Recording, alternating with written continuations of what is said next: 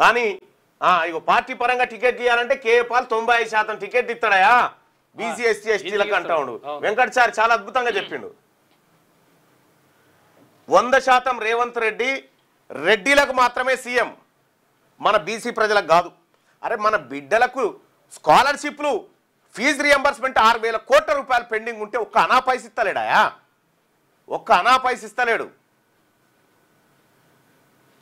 ఈ రకంగా పార్టీ పరంగా టికెట్లు ఇస్తాము ఇంకోటి చేస్తాం అనేటువంటి మోసపూరిత మాటలు ఏవైతే ఉన్నాయో ఈ మోసపూరిత మాటలు నమ్మకండి ప్రజలారా. నేను ముందు నుంచే హెచ్చరిస్తా ఉన్నా. నేను ఇక్కడ ఇదే వేదిక మీద నిలబడి నువ్వు అది తీసుకొస్తే రాజీనామాకు సిద్ధమని చెప్పిన. కేవలం భారతీయ జనతా పార్టీని బీఆర్ఎస్ను బదనాం చేయడానికి వాళ్ళ మీద బట్టగాలు చేయడం. Bharatiya Janata party BRS party సభలో ఏకగ్రీవంగా మద్దతు చేసినాయా లేదా? నీవు ప్రాపర్ ఛానల్ మెయింటైన్ చేయకుండా రాష్ట్రపతిని కలిసే విధానం. లోక్సభలో విపక్ష నాయకుడు ఇండియా కూటమి సభ్యులంతా అక్కడ ధర్నా దగ్గర కూర్చున్నారు. ఒక దేశంలో విపక్ష పార్టీలన్నీ రాష్ట్రపతి అపాయింట్మెంట్ అడిగితే దొరకదా? పెద్ద విషయమే కాదు. పెద్ద విషయమా ఇది? ఎందుకు ఈ మోసం, ఎందుకు ఈ నయవంచన? ముఖ్యమంత్రి గారు మీరు బీసీల ద్రోహిగా మారిపోయిర్రు, బీసీల ద్రోహిగా మీరు మారిపోయిర్రు. మీరు కేవలం ఇటు బీసీల లొల్లైతా ఉంటుంది, అటు రెడ్డోలకు ఆఫర్ లెటర్లు ఇస్తూ ఉంటాడు. అందుకోసమే మీ 15% మీరు తీసుకోర్రి. రాహుల్ గాంధీ గారు మీరు కూడా చెప్తా ఉన్నారు కదా, జిస్కీ జిత్ని ఇస్ ఆబాది ఉస్కీ ఉత్ని భాగీదారి అని చెప్పి చెప్తా ఉన్నారు కదా. అంటే మేమెంతో మాకంత, ఎవరెంతో వాళ్ళకంత, ఎవరెంతో వాళ్ళకంత, వారికి అంత అంత. ఇదే కదా మీ నినాదం. జిస్కీ జిత్ని ఇస్సేదారి ఉస్కీ ఉత్ని భాగీదారి, ఇదే మీ నినాదం కదా. ఎవరెంతో వారికంత. తెలంగాణ రాష్ట్రంలో కులగణన జరిగింది.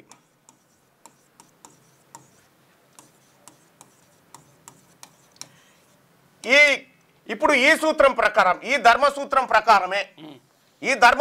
ప్రకారము తెలంగాణ రాష్ట్రంలో ఓసీల జనాభా 15% అని తేలింది కదా ప్రభుత్వ లెక్కల ప్రకారం.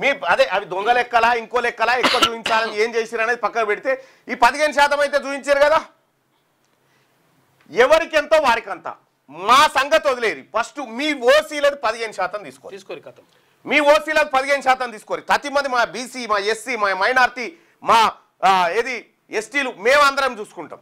మీ ఫస్ట్ మీ 15% తీసుకొని పక్కన జరుగురి. నువ్వు పార్టీ పరంగా టికెట్లు అన్నాగో పార్టీ పరంగా మా 42 మంచుడు కాదు, పార్టీ పరంగా మీ 15 మంచుకొని పక్కన జరుగురి. అంతే, అంతకంటే ఎక్కువ 15 మీరు తీసుకొని అటు ఉండ్రి. మీ దాంట్లోకి ఏ కాన వద్దు మాకు.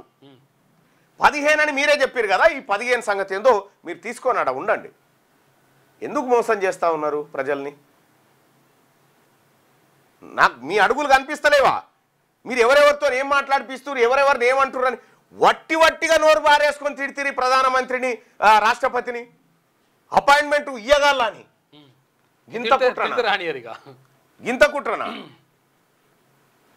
దీనికి రాష్ట్ర ముఖ్యమంత్రి గారు రేవంత్ రెడ్డి గారు తెలంగాణ రాష్ట్రంలో ఉన్నటువంటి 2.5 కోట్ల మంది బీసీలకు క్షమాపణ చెప్పు. ఎస్, నేను తప్పుడు స్టేట్మెంట్లు చేసినా, నేను 42% రిజర్వేషన్ ఇస్తాన్నాకనే ఎన్నికలకు వస్తా అని చెప్పినా, నువ్వు ఇది లేకుండా ఎన్నికలకు వద్దామనుకుంటున్నా అని చెప్పి ఒకసారి ప్రెస్ మీట్ పెట్టి చెప్పు, జనాన్ని పిలుచుకొని చెప్పు. మోసం. మీ ఓసీ ప్రజలకు సంబంధించిన 15% తీసుకోండి నాయన. మీరు మీ 15% మీరు తీసుకోండి. 1% తగ్గకుండా, 1% కూడా తక్కువ తీసుకోకూరి. మిగతాది మీ 15 పోతే మా ఎస్సీలం, మా ఎస్టీలం, మా మైనార్టీలం, మా బీసీలం మేము చూసుకుంటాం. మాకు 42 ఇచ్చుడు మీకు కష్టం కాదా? 15 ఇంత కుప్పలకే ఇప్పుడు ఇంత కుప్పు ఉంది, ఇళ్ళకేని 42% తీసుడు అంటే కష్టం కాదా? కష్టం. 42% కుప్ప తీసి పక్కకు పెట్టుడు. ఇక 15% అంటే ఇట్లా వీకి అవతల మారేయచ్చు. ఈ 15%ని ఈ కుప్ప బయటికి తీస్తే మిగతా అంత మాదేనా? ఇంకొక మాట కూడా చెప్తున్నా, దయచేసి మీ ఓట్లు కూడా వద్దు. మీ ఓట్లు మాకొద్దు, మా ఓట్లు మీకొద్దు. ఇక జాలు నాయన చేసిన నయవంచన. ఈ 18 నెలల్లోనే మీ కష్టం తేలిపోయింది. మీ కష్టం గురించి అర్థమవుతా ఉంది. ఎస్ ఆల్రెడీ ఉన్నారు అశోక్ అన్న 50% పైగా బీసీలు 50% పైగా సర్పంచ్ స్థానాలు సాధిస్తున్నారు. ఎంపీ ఎమ్మెల్యే స్థానాల్లో రిజర్వేషన్లు కావాలి. ఎస్ కావాల్సింది అక్కడ, చట్టసభలో కావాల్సింది అక్కడ. ఇది మోసం. ఈ మోసాన్ని ఎట్టి పరిస్థితిలో చూస్తూ ఊరుకోవడానికి సిద్ధంగా లేం. తెలంగాణ బీసీ ప్రజలారా, మన ద్రోహి ఎవడో మన శత్రువు ఎవడో తేలిపోయింది. ఈ 42% రిజర్వేషన్ కాడనే బీసీల శత్రువు ఎవడో తేలిపోయింది. శత్రువు తెలిసిన తర్వాత యుద్ధం ఈజీగా అవుతుంది. క్లారిటీ ఉంటే కాబట్టి బీసీ ప్రజలారా అందరికీ రిక్వెస్ట్ చేస్తా ఉన్నా, మన శత్రువు ఎవడో తేలిపోయింది. ఇప్పుడు ఒక విషయం, మీరు లైవ్ చూస్తున్న ప్రజలారా, ఇప్పుడు మిమ్మల్ని నేను తిట్టి మీ దగ్గర అపాయింట్మెంట్ అడిగి తీస్తారా అన్న? మీ ఇంటికి వస్తాను చూకుంటావా? మిమ్మల్ని తిట్టిన తర్వాత నేను మిమ్మల్ని తిట్టింది అనుకో, తిట్టి అన్న మీ అపాయింట్మెంట్ కావాలని లెటర్ పెడితే ఏమంటావు అన్నను? మీరు ఏమంటారు అన్న? కామెంట్ చేయండి అన్న.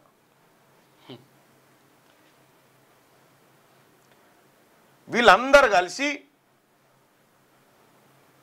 వాళ్ళ రిజర్వేషన్ తీసేసుడు ఎందుకు పోయి వాళ్ళ 15 వాళ్ళకి బారేస్తే వాళ్ళు పడి ఉంటారు కదా.